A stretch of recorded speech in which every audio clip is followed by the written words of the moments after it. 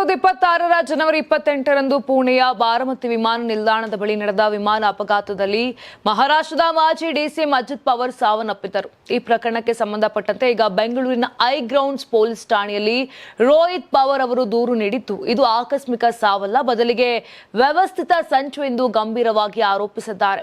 ಅಮೆರಿಕದಲ್ಲಿ ಸೇವೆಯಿಂದ ನಿವೃತ್ತಿಗೊಂಡಿದ್ದ ಹಾರಾಟಕ್ಕೆ ಯೋಗ್ಯವಲ್ಲದ ವಿಮಾನವನ್ನು ಭಾರತಕ್ಕೆ ತಂದು ಬಳಸಲಾಗಿತ್ತು. ವಿಮಾನದ ಸುರಕ್ಷಿತ ಮಿತಿ 5,000 ಗಂಟೆಗಳಿದ್ದರೂ ಸುಮಾರು 8,000 ಗಂಟೆ ಹಾರಾಟ ನಡೆಸಿದ ದಾಖಲೆಗಳನ್ನು ತಿದ್ದಿ ವಾಣಿಜ್ಯ ಬಳಕೆಗೆ ಬಳಸಲಾಗಿತ್ತು ಎಂಬ ಗಂಭೀರ ಆರೋಪವನ್ನ ಮಾಡಲಾಗಿದೆ. ನೀವು ಸಣ್ಣ ಆಗ್ಬೇಕಲ್ವಾ? ಅದು ಒಂದು ಉತ್ತಮ ಆಹಾರದಿಂದ ಸಣ್ಣ ಆಗ್ಬೇಕಲ್ವಾ? ಪ್ರತಿದಿನ ನಮ್ಮ ಜೀನಿ ಸ್ಲಿಮ್ ನ ಯೂಸ್ ಮಾಡಿ ಯಾವುದೇ ಸೈಡ್ ಎಫೆಕ್ಟ್ ಇಲ್ದಂಗೆ ನೀವು ಸಣ್ಣ ಆಗ್ತೀರಾ. ವಿಮಾನದ ಪೈಲಟ್ ಸುಮಿತ್ ಕಪೂರ್ ಈ ಹಿಂದೆ 2 ಬಾರಿ ಮದ್ಯಪಾನ ಮಾಡಿ ಸಿಕ್ಕಿಬಿದ್ದು ಅಮಾನತುಗೊಂಡಿದ್ದರು. ಇಂತಹ ಇತಿಹಾಸವಿದ್ದ ವ್ಯಕ್ತಿಯನ್ನು ಉಪಮುಖ್ಯಮಂತ್ರಿಗಳ ವಿಮಾನಕ್ಕೆ ಪೈಲಟ್ ಆಗಿ ನೇಮಿಸಿದ್ದು ಯಾಕೆ ಎಂಬುದು ದೊಡ್ಡ ಪ್ರಶ್ನೆಯಾಗಿದೆ. ಮೊದಲು ನಿಗದಿಯಾಗಿದ್ದ ಪೈಲಟ್ಗಳನ್ನು ಕೊನೆಯ ಕ್ಷಣದಲ್ಲಿ ಬದಲಿಸಿ ಕಪೂರ್ ಮತ್ತು ತಂಡವನ್ನು ನೇಮಿಸಲಾಗಿತ್ತು.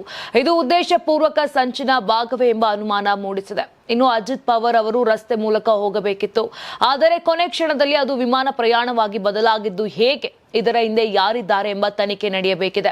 ವಿಮಾನ ಪತನವಾಗುವ ಮುನ್ನ ಕೋ ಪೈಲಟ್ ಓ ಶಿಟ್ ಎಂದು ಕಿರುಚಿದ್ದಾರೆ, ಆದರೆ ಮುಖ್ಯ ಪೈಲಟ್ ಕಪೂರ್ ಯಾವುದೇ ಪ್ರತಿಕ್ರಿಯೆ ನೀಡಿಲ್ಲ. ಪೈಲಟ್ ಅಮಲಿನಲ್ಲಿದ್ದರೆ ಅಥವಾ ಉದ್ದೇಶ ಪೂರ್ವಕವಾಗಿ ಸುಮ್ಮನಿದ್ದರೆ ಎಂಬ ಸಂಶಯ ವ್ಯಕ್ತವಾಗಿದೆ.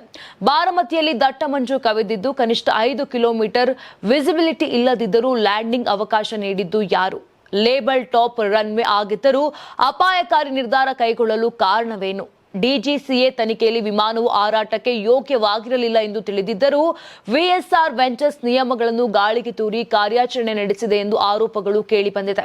ಇದೀಗ ಈ ಬಗ್ಗೆ ಬೆಂಗಳೂರಿನ ಐ ಗ್ರೌಂಡ್ಸ್ ಪೊಲೀಸ್ ಠಾಣೆಯಲ್ಲಿ ರೋಹಿತ್ ಪವಾರ್ ದೂರು ನೀಡಿದ್ದಾರೆ.